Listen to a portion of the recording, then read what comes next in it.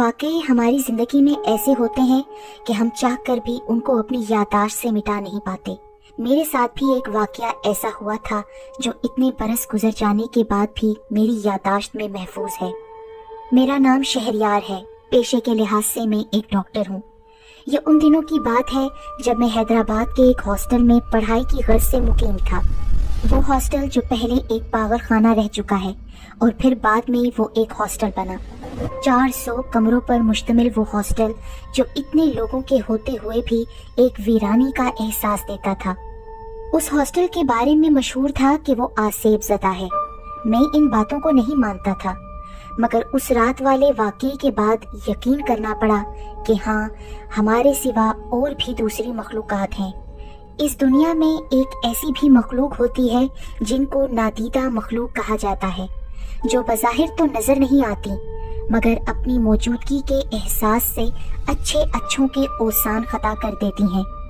عید کے فوراً بعد میرے امتحان تھے اور عید کا کوئی چوتھا دن تھا۔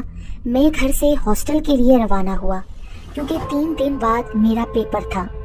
جب رات 12 بجے میں ہاسٹل پہنچا تو ہاسٹل کا چوکیدار مجھے دیکھ کر چونکا کیونکہ ابھی ہاسٹل میں کوئی بھی نہیں آیا تھا۔ میرے کہنے پر اس نے ہاسٹل کا دروازہ کھول دیا۔ ہاسٹل میں اندر داخل ہوتے ہی میرے وجود میں عجیب سی سنسناہٹ سی دوڑ گئی۔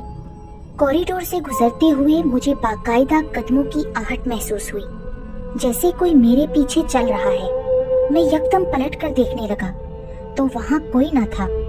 میں نے سوچا شاید یہ میرے اکیلے پن کا وہم ہے۔ میں جیسے ہی دوبارہ چلنا شروع ہوا پھر سے لگا کوئی میرے پیچھے چل رہا ہے۔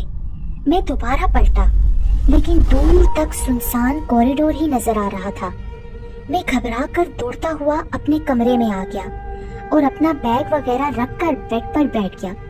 تھوڑی دیر آرام کیا، پھر اپنی کتابیں بیگ سے نکال کر بیڈ پر رکھیں اور کپڑے نکال کر الماری میں رکھنے لگا تو کتاب کے صفوں کے پلٹنے کی آواز آئی۔ جیسے ہی میں نے بیڈ پر رکھی کتابوں کو دیکھا تو کتاب کے صفحے ایسے پلٹ رہے تھے جیسے کوئی شخص خود صفحے پلٹ رہا ہے، حالانکہ کمرے میں ہوا کا کوئی نام تک نہیں تھا۔ میں نے اپنے ذہن میں آنے والے خیالات کو جھٹکا اور کتابیں پکڑ کر پڑھائی میں مشغول ہو گیا۔ پڑھتے پڑھتے مجھے بھوک کا احساس ہونے لگا۔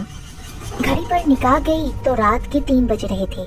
سوچا پہلے شاور لے کر فریش ہو جاؤں، پھر کچھ کھاؤں گا۔ کپڑے اٹھا کر واش روم کی جانب چل دیا۔ ابھی واش روم میں داخل ہو کر میں نے دروازہ بند ہی کیا تھا کہ اچانک برابر والے واش روم کا دروازہ بند ہونے کی آواز میری کانوں سے ٹکرائی اور باقاعدہ کسی نے زور سے کنڈی لگائی اور شاور کھول کر نہانے کی آواز آنے لگی۔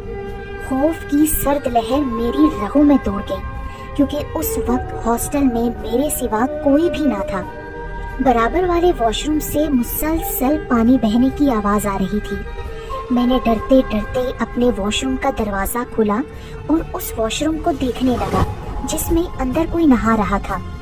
اچانک کسی نے اس دروازے کی کنڈی کھولی اور ایک گیلا کتا برآمد ہوا جسے دیکھ کر میری چیخ نکل گئی۔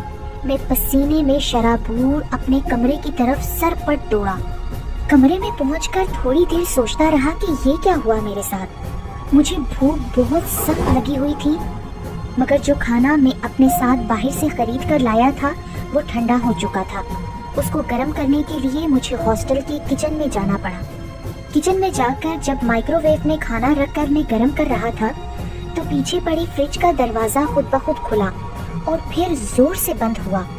میرے اوپر شدید خوف و ہراس طاری ہو گیا۔ مجھے تو کھانے کا کوئی ہوش ہی نہ رہا اور کھانے کو مائکرو ویو میں ہی چھوڑ کر اپنے کمرے کی طرف دوڑا۔ دوڑتے وقت مجھے اس طرح قدموں کی آہٹ محسوس ہو رہی تھی جیسے میرے ساتھ کوئی اور بھی پیچھے دوڑ رہا ہو۔ میں نے کمرے میں داخل ہوتے ساتھ دروازے کو بند کر دیا۔ مجھے شدید گھبراہٹ ہونے لگی، ایسے لگ رہا تھا جیسے میرا دم گھٹ رہا ہے۔ میں پسینے میں مکمل بھیگ چکا تھا۔ میں نے اپنے کمرے کی کھڑکی کھولی تاکہ تازہ ہوا اندر آئے۔ اس کھڑکی سے پارک نظر آتا تھا جو کافی برسوں سے بند پڑا تھا۔ عجیب اجاڑ حالت تھی اس پارک کی کہ اس کو دیکھ کر ہی وحشت کا احساس پورے وجود کو گھیر لیتا تھا۔ پارک میں لگے ایک قداور درخت کے پاس سفید کپڑوں میں کھڑی کوئی عورت نظر آئی۔ خوف سے میرے حلق میں کانٹے پڑ گئے تھے۔ میں گھبرا کر جلدی سے بیڈ پر چادر اوڑھ کر لیٹ گیا اور اپنا منہ بھی اس چادر میں چھپا لیا۔ یکدم مجھے محسوس ہوا کہ کوئی بھاری چیز میرے اوپر آ کر جیسے لیٹ گئی ہو۔ اب تو خوف کے مارے میری وہ حالت تھی کہ کاٹو تو بدن میں لہو نہیں۔ میں چیخنا چاہتا تھا لیکن میں اپنی زبان تک نہ ہلا پا رہا تھا۔ مجھے ایسے لگا جیسے میرا بدن بالکل مفلوج ہو گیا ہے۔ ہاتھ پاؤں ہلانا چاہتا تھا لیکن ایسا محسوس ہوتا تھا جیسے میرے ہاتھ پاؤں دو دو من کے ہو گئے ہیں۔ ایسے لگ رہا تھا کہ میرے دل کے اوپر کسی نے ہاتھ رکھا ہے کہ منو وزن تلے میں دب گیا ہوں۔ میں بالکل بھی حرکت نہ کر پا رہا تھا۔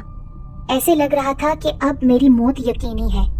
مجھے بے ساختہ یاد آیا کہ اگر اس وقت کوئی میری مدد کر سکتا ہے تو وہ اللہ کا کلام ہے۔ میں نے آنکھیں بند کی اور اپنے ذہن میں ہی اللہ کا کلام پاک پڑھنا شروع کر دیا۔ آہستہ آہستہ میرے لب بھی ہلنا شروع ہوئے۔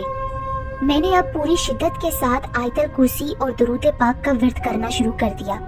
آہستہ آہستہ اس بھاری وجود کی گرفت ڈھیلی ہوئی اور اس نے مجھے چھوڑ دیا۔ ایک دم میں بالکل ہلکا پھلکا سا ہو گیا۔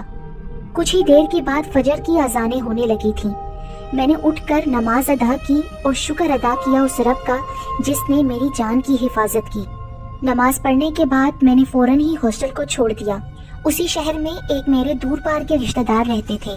میں ان کے پاس گیا اور میں نے ان کو ساری رودات سنائی۔ انہوں نے مجھے حوصلہ دیا اور مجھے کہا کہ جب تک میرے پیپرز ختم نہیں ہوتے میں ان کے گھر نہیں قیام کر سکتا ہوں۔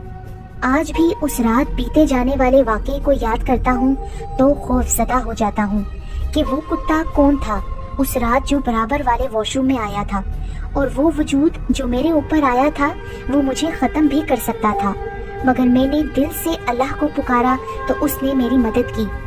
ابھی میں سوچتا ہوں ان ساری چیزوں کو تو میرے رونگٹے کھڑے ہو جاتے ہیں۔ اگر آپ کو ہماری ویڈیو پسند آتی ہے تو ویڈیو کو لائک کیجیے اور مجھے کامنٹس میں بتائیے آپ کو ویڈیو کیسی لگی، اور چینل کو ضرور سبسکرائب کیجیے۔